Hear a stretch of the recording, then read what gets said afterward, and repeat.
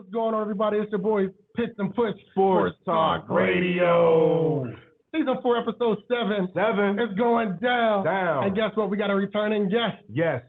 Hugh Jackson. Let's go. Grambling State head football coach. Welcome back, coach. How you doing? I'm doing great, man. I love being on you guys' show. You guys be breaking it, man. I love it. Thank you. And it's funny, we jumped the gun, but, we got a backshot. We got, you like that intro, so we're going to let you hear that intro. Let's do it. You are now tuned in to Pitch and Push. Sports Talk Radio. Hey. You looking good in that black and gold, coach. Let's go. Let's go. Coach Hugh Jackson, thank you again for joining us. Yes, we appreciate your time. So, are you ready for some football, coach? Man, look at here. I was ready as soon as the last game was over. I know that's right. When the gun went off against Southern, I go, man, can we play again? They said, nope, you got to go recruit. I said, okay, I understood. So let's go ahead and jump right into that. Talk about recruiting this year. How has that been working out for you? Oh, much better. And let me just say that I'm very excited about what the staff was able to do. We really set some time aside during the year to really understand where we needed to travel, how we needed to go about it, and being very transparent. I didn't think the first year we did a great job. I think we did a good job. I'm talking about as far as selecting players, because we got in a little late. Relationships wasn't built as well. Nobody really knew us. So it was really about coming together as a staff, having them see my vision, understand my vision about what type of players we wanted to put on a team. There's a profile at every position. We wanted to recruit to that. And it was really great to see our football team. And I loved every player on our team last year, but I knew we needed to get bigger, stronger, and faster. Is there any specific area where you wanted to concentrate on when you wanted to get some of those players? There wasn't a position that we didn't want to concentrate on. So every position, I think you'll look across the board, we added talent at every spot on our football team. And so I think the whole team has now turned over about 81% from when I was first here, so we needed to. And again, that's no indication of pass or whatever. When a new head coach comes in, he needs the type of players he feels like he needs to win. Right. Absolutely. And so that's all it is. And I just felt like we needed an upgrade in some areas, and we needed to do it fast in order to be able to compete the way I think we got to compete in this conference. Can you explain your new recruiting philosophy about relationships matter and creating personal connections? Could you talk a little bit about that and how the game is changing now, transfer portal and stuff like that? Absolutely. A lot of things have changed, as you just mentioned, in the recruiting space. But first and foremost, I think building relationship with coaches, with parents, having these coaches come out to camps and having these players come out to camps, they get another opportunity to be around our coaches and know exactly what it is we're looking for. I'm one of those coaches that don't believe that talent fits everywhere. I think you got to have the right people to fit what you're trying to do. And so we try to really explain what we're looking for at every position. And then we go out and try to do that. But if you don't have those relationships built with coaches, and they don't know you or they don't trust you, you're probably not going to be able to recruit their players. So first, we have to knock down those walls first and know that people are very authentic, that we're very organic about who we are and how we do things. And then people start to kind of gravitate to you for different reasons. And so we put all that in the bucket and then find a way to go find the best players that's going to fit Grambling State University. So you kind of alluded to one of our questions, which were, to going into this season, did you lose a lot of guys? But you just said 81% of your roster was turned over. Now, were you guys active in the transfer portal more than last year? Or when it comes to the turning over of the roster, how did you replace those players? Was it primarily portal? Was it transfers? Was it grads? Was it freshmen? It's a combination. I think in order to build a program for sustainable winning, you're going to have some young, talented players too that can come in and possibly play, but they're the future, of the program. But then you need to be able to win. You got to be able to win. This is Grambling. We're known for winning. We want to win. So there's also a group of transfer portal players, a group of transfer players, and then these good high school players that we've all been able to put together And I think we got a chance to have a much better season. Could you take us back to last year and talk to us a little bit on how you felt the season unfolded? Oh, absolutely. I think we didn't play as well as I thought we had the capability of playing. We ended up playing a freshman quarterback, for the majority of the year. And I needed to find out, could he really be the guy going forward? Because he was a very high quality player coming out of high school. And we brought in some other quarterbacks, in order to compete with him. I think it's going to be a fierce battle at training camp, but that's where the cream's going to rise to the top, and I think that's where it's at. So I think that position's key. I think we've seen in this conference the quarterback that complete the ball extremely well, they win a lot of games. Absolutely. So Coach, you kind of you actually led me into one of my questions, and it was actually about your freshman quarterback last year, Julian. And I wanted to ask you your thoughts on him stepping into that light. And being as though that was your first year, that was his freshman year, typically coaches, quarterbacks can grow together, and you already stated that, you wanted to see if the stage was too big for him.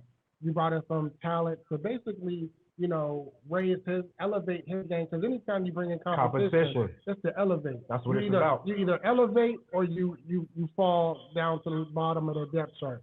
So if you can give us your thoughts on Julian and how you feel he did last year as a freshman. Well, I think last year was very tough for him. He played a lot of football, got hit, got beat up, completed 41% of his passes. I mean, he nor me were impressed with that. You can't win a lot of games not being able to complete the ball. The quarterback's number one thing they got to do is complete the ball. But one thing I know about him, he ain't giving the job away. He's just not gonna say, "Here, take it." He's improved. He's gotten better, but like you said, competition's coming in. So there's going to be a fierce battle in training camp. The kid Miles Crawley that's coming in from Alabama State, he's a tremendous player, So, the fun part about our football team right now, there's competition everywhere. So like I said earlier, the cream is going to rise to the top, and we're going to create the environment that's what it is, because that's the way life works, right? Nothing's given. You got to earn it and go. But Julian's going to walk out there first, but he's going to have to fight like a Dickens to keep his job. And that's okay. That's what it should be in every position. Yeah. So, that's what makes you better, Coach. Competition, dog on dog, facing that challenge. That prepares us for a lot of things. Not even just football, just life, Coach. You just said it. I mean, there's nothing easy about life, and nothing's given. And to those who it is given to, much is expected. So, something's going to happen that's going to be a positive for Grambling State football. That much I do know.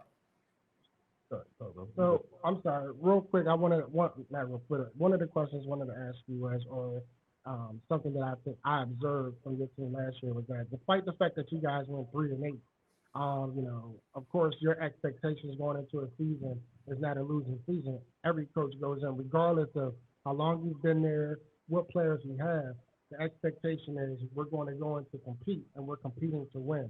So despite going 3-8 last year, I think that for the games that we were able to watch, that your team, despite the score, despite the schedule, they kept fighting. Right. How did that feel for you to know that, okay, I don't have quitters. At the end of the day, we're going to fight through it all? That made me feel good. So that part of it, I thought we got right. I thought the environment is good. I think the culture is good. I think what wasn't good, what builds even greater culture, as you men know, is winning, right? That really takes on everything. And so we were in a lot of games. There's a lot of close games that we had chances to win. We had a lot of young players that played. So you feel good about that. But God dang it, I'm going to say it again. We're at Grambling. I don't want that. And so it was eye-opening for me. It really was. It was a chance for me. And I said it before, there's tremendous coaches in this conference. There's some really good players in this conference, some really good football teams. And you needed to know where you need to trend to as you move forward. And I'm going to say it again. We need to get bigger, stronger, and faster. Okay. And we did that. And so I'm feeling much better because I understand the conference now. I know what to look for. I know who we're playing. There's no secrets here. I mean, come on, let's go. Let's put the gloves off, put them on, brother, and let's go play. Let's go. And And what are some of the goals that you got set in place for your team this year? What I've set in goal for this team this year, because we played pretty good at home. We did lose at home, to FAMU, and who's a really good football team. But it's Yeah, a we game had we a thought very we good should one. have won. We had a offensive pass interference call that we thought would have won the game for us. Okay, so we I think we know how to protect home, but we got to be a better road team. Because we're going to travel. So you got to pack a good football team, go on the road with the right mentality and go win the game. So we didn't do that very well. So we need to do that better. And the players understand that. And it's a work ethic that we have to be about. I mean, you guys haven't asked me this, but yeah, I took the G off the helmet because I didn't think that we were representing Grambling State University the right way. And a lot of people got upset. That's That's okay. deep. No, that's deep though. And a That's lot of people, motivation. a lot of people It's got a upset privilege. about that. It's a privilege It's to a wear. privilege to wear that decal. Yes, I mean, it's I like, get it. and that's what Yeah. I felt. I thought like guys were just happy to be wearing a jersey, and really what it meant is that you're here to win. When you come to Grambling, you come to Grambling to win. You're not here just to put on a jersey and say, I play for Grambling State University, whoop-de-woo, and go in the cafeteria and go across campus and all that. No, you're here to win championships. So I had to make that a mentality, and you're here to take care of business in the classroom as well. So we wasn't doing those things at a high level, and I And thought it was the right thing to do. And what's so funny that you said that, Coach, is it's a comparison. It's funny. We both have sons, and talking to our sons, the mentality is different nowadays, right? Because you would think, or some would say that me going to Grambling and the historic accolades and the people that went to Grambling is rich, right? So like you said, to put on that Grambling jersey, it's like you don't even got to step on the field. It's like I've arrived. Yes. And they're okay with that. They become complacent in that moment. Yes. And that decal meant a lot because you want to be able to rep that, who didn't want the decal? Who didn't want the stripes? What? Who didn't want the war marks? Like, my war mark is better than yours. Like, you don't got no war mark. Mhm. So it's motivation. We ain't doing what we're supposed to do. We got to work harder.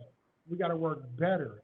So with that being said, for you, Lester, are there any things that you've seen that maybe from you as a coach that you might do differently now, or because you were coming from a pro level to college, do you feel like you have to readjust your Yes. coaching style because you're dealing with young adults, not grown men, and the retention may not be as detailed? It wasn't the football. Let me say, I didn't think it was football was too much. When I really look back, I thought the team bonding was bigger than anything. They're coming from so many different places, and in walked the new head coach. There were some other players that were still there. There was new things happening. And the older guys thought that we were placing maybe the other guys ahead of them. And that wasn't the case, but I can understand that if you don't really address those things, when I look at everything, we're all G-men. We're all wearing the same jersey, the same helmet, the same uniform. So we're in this together. Well, no, I mean, you got to work at those things. And you just said the National Football League, you don't have to work at that. Because at the end of the day, you plan for your check, and so that's what it is. You're going to get your best effort all the time. And up here, our young men deal with so many more different things. I talk about it all the time. We have to do everything we can to make sure before they get to football that they haven't suffered a lot of L's, right? And when I'm talking about whether it's in the classroom, nutrition, different type of other resources, all those things are important to a football player before he ever gets to practice. We don't practice first thing in the morning. We practice at 2:00. So how many L's did he deal with before he ever got to the practice field? And now you have to untrain those before you can ever get to practice. So those things are real in our space. And they're things that I think all coaches are dealing with, and everybody's dealing with it differently. But I know it's something you have to address. When you talk about resources, Coach, we all know HBCUs have had a rough time with resources, right? How do you feel this year that with Grambling football, do you think things are improving, or we still have a ways to go? Are we going to upward, or are we going to downward? No, we're going upward, but we still got a ways to go. I'm not going to back down from what I was told I'm going to have and what we're going to get. The one thing I'll tell you, our players will tell you they ate well last year, and we're going to continue to do that. We have a players lounge that's being built and it's going to be finished. We got a weight room that's going to get started and it's going to get finished. We got a locker room that's going to get started and it's going to get finished.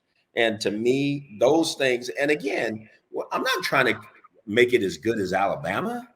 I want it to be as good as we can make it. Absolutely. Right. And that's all we need. And people have to understand that. I'm not asking somebody to come give me $20 million and make ours like Alabama or somebody else. No, give us $500,000 and let's make our spaces as good and as nice as we can make it so that our players have an unbelievable experience. Right. We got to create the standard to set the standard. Right? Absolutely. So you just said it. Do it. We got to create it. But. Yeah. So, I mean, we can't stay on a weight room that's been like it's been for 10 years. Right. So let's go improve it. And the improvement might be $100,000 to $150,000. You know what I'm saying? But how can we get it to be the best that we need it to be? Not the best that can, compare to everybody else. What do we need to be better? And I think that's the way we have to look at these things. Self-worth. We expect better. So, true. It's that inner check. So, Coach, as the season ended last year, did you see did you see a quality in your players where after the season, despite how it ended, maybe they got back in the lab, they was in the weight room. They were Oh yeah. I got two guys who will be with me at the SWAC media day. One being Sandiata Anderson. He on it now. The guy he played last year at 230 pounds. He's 250 pounds right now. And he's one of the best players in the conference. And Lewis Matthews is one of the best tacklers in the conference. These guys have taken the initiative of getting this thing changed. And that's what you have to do. They're older players. They've been through it. They know what it looks like. And they're both very good football players in this conference. And then I think there's going to be a host of guys. When I look on offense, Lyndon Rash, just what he means to a football team and what he knows that it takes to win is rubbing off on everybody else. But I think we all know until you have that quarterback who is that guy, right?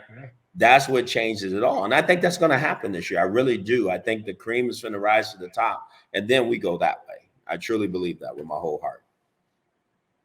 So that's nurturing because, as a player, you want to hear your coach. I don't think I've ever heard a coach talk down on the team, but the inspiring, the motivation behind it, is that, we didn't do what we needed to do. We didn't get where we wanted to go last year, but the work doesn't stop. Work not only, but it's going to get harder, but I promise you, the results will be better. Talk to me. I like when you talk like that. And no doubt, because the work has gotten harder. I see it in the weight room. I see it in the classroom. I see it in the meetings, right? The fun part for me this year, I've gotten a chance to really be involved with our football team. I haven't just dove all in the offense. I'm in defense. I'm asking questions. I'm in special teams. I'm in offense. And obviously, because I'm the head coach, so my job is to create this environment for this team to become great. And boy, I feel so much better, one, about my staff and where we are, and two, about what we recruited and what we're going to have an opportunity to put on the field this year. I can't wait. We have this mantra that we talk about on defense, just put the ball down. Just put it down anywhere, any place, anytime. We're going to do it, right? And on offense, it's called G5 speed, because we got some guys that can run now. I mean, that was just so important to me. I come from Al Davis. Al Davis helped raise me, and got to have guys that can run, and we didn't have a lot of guys that can run like that a year ago. Just win, baby. Just win, baby. Right? And what does a person like yourself need to work on? Like, what do you need to focus on as a coach? Even though you've been around the game so long, right? It doesn't matter what level we on, amateur, pro, worker, boss. We all have something that we need to focus on or work on just to improve. We all have room for improvement. Absolutely. Right. What do you feel, or what have you been working on, Coach, personally? The biggest thing I've been working on is understanding these players have a heavy load. And so we can't overload them, right? And making sure that my expectation of what they should be is realistic, that I'm not elevating it too high or too low, but understanding there is a standard and we're going to get that standard. You know, Mike Tomlin says it all the time. The standard's the Standard is a standard, standard. right? And there's a standard at Grambling, and we've gotten away from that. Let's just be honest. We have. When we're 3-8, I mean, come on, let's be honest. I mean, and I'm the captain of that ship, and I take full responsibility for it, but I know how to change it too. So that's when you say, what have I learned? What have I went back in my lab and said, wait a minute, Hugh, you got to readjust.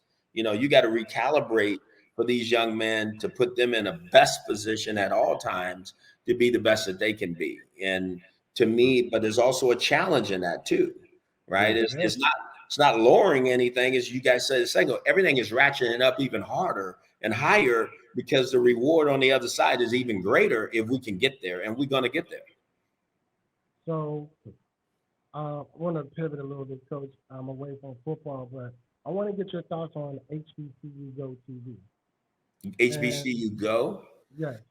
So, you know, I'm a huge proponent of HBCU Plus, right? Okay. Because they do a great job for us. They do so much, you know, helping us. But I love HBCU Go. Anything that's going to elevate, you know, HBCU football, I'm all for. Okay, I really am, because I think that's what we need. We don't get to play in the big games or the national TV stage. But the one thing I know is if you go to HBCU Plus, you can watch every game that Grambling plays. Every game, because we stream all the time. So I feel great about that. And so the parents and everybody can see it, you know, and there's other schools that are in there as well. So but I'm excited, but I think we need to expect more. We need more, you know, and the more we ask for, we shouldn't be afraid to ask for what we think is right and fair, you know, and we got to do that. And I asked that question because our next guest is actually the president for HBCU Go. And you know, it's a segue to the next interview, but more so speaking, we touched on the same thing we touched on 2 other interviews we had, which is that media exposure is important. Yes. And it has to, it can't grow little at a time. Like there should be leaps and bounds for everything that's happening. And I agree with you in that regard that it is an extremely important proponent for anyone who plays or any university. You know, you want to feel the appreciation that you give. You want to receive that back. Mm-hmm. So the next question I wanted to ask you, if I may, is in regards to the ruling by the Supreme Court. Do you think that ruling of reversing affirmative action will benefit the HBCUs more, affect them more, or not? And why or why not? Absolutely, it will. It'll affect us more. You know, it's not going to help us. That's for sure. And anytime you're saying that diversity and inclusion is not important, and you know, you're going to create some ripples. It just naturally, right? Because the people who really didn't feel like it was important now don't really have to play in that space. And we're trying to play in that space now, and we haven't done a great job in that space. So now you've kind of given it away again. So I don't agree with that by no stretch of imagination. I just, you know, I think if we're going to make it even, you're going to have to do something, change something to make it even. Now, because it's never been even. Never been even. That's right. So I struggle with it all. It's a tough thing to hear, but at the same time, we have to continue to push forward and make sure that we call out what we see, the way we see it, and try to get people to do it the right way as much as we can. Do you know of any organizations that, you know, people can go and lobby for this type of stuff? Or I do not. You know, I don't. My time, like I'm in that football lab or that recruiting lab. I wish I could get out there. Maybe when I'm older and I'm not coaching football, man, I'm gonna be out there with the biggest picket fence you've ever seen in your life, screaming and hollering, trying to get this thing right. Nice. Well, what are your thoughts on the Tennessee State becoming the first HBCU hockey team? And would you like to see other HBCUs like Grambling and other schools follow suit? I sure would. When I was there, Mickey Allen told me he was going to pull this off. We were at a hockey game, sitting up here. He goes, Hugh, I'm going to get a hockey team here. I go, Mickey, best of luck.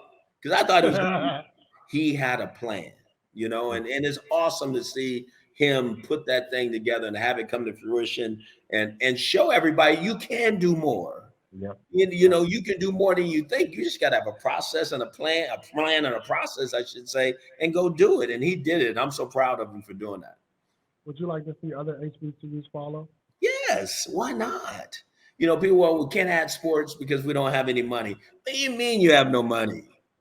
You know, that's the thing that gets me so much when people say we have no money. What does that mean? Does that mean you didn't tap into your alumni and your other chapters and the people who love your school and that your school is so important to? Did you not be very transparent about what you were doing with the capital? What is it? Okay, let's start from scratch and start all over and do this the right way, because I think there's some tremendous wealth from some of our minorities in the world.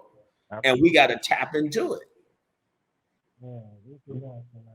Coach, we hate wrapping it up with you because, you know, it's always a real conversation. Real deal. It was like real recognized. Holyfield, real deal. Let's go. We are so appreciative and grateful for the time that you always given us. Thank you. We've never shied away. You know, you're a text away. We always have contact with you. We are so looking forward to the Bayou Classic. Let's go. We'll be there this year. Yes. You know, and hopefully, you know, I don't know. I like to see that. I like to see that Grambling and Southern matchup. That'd be good for us. You know, get to see our boy Hugh against our boy Carter. Listen, man, we need it. It's an unbelievable rivalry. It's an unbelievable game. Just to be involved in that game last year was phenomenal. Now, I don't like losing that son of a gun, but being involved in it was a lot of fun. And I get it now and understand all these classic games, these big games, you know, the Prairie View game down in Dallas. I mean, I understand these things more now than ever before. So I'm so looking forward to them this year. I'm looking forward to having you guys come and be a part of it with us. I'm always watching what you men are doing because you guys are tremendous in this space. Keep doing what you're doing, man. Thank you. And we're going to let you go, Coach. Again, Season 4, Episode 7, Pits and Push Sports Talk Radio. Coach Hugh Jackson. You are now tuned in to Pits and Push Sports Talk Radio. Hey, thank you, Coach. Thank you guys, man. Y'all are awesome, man.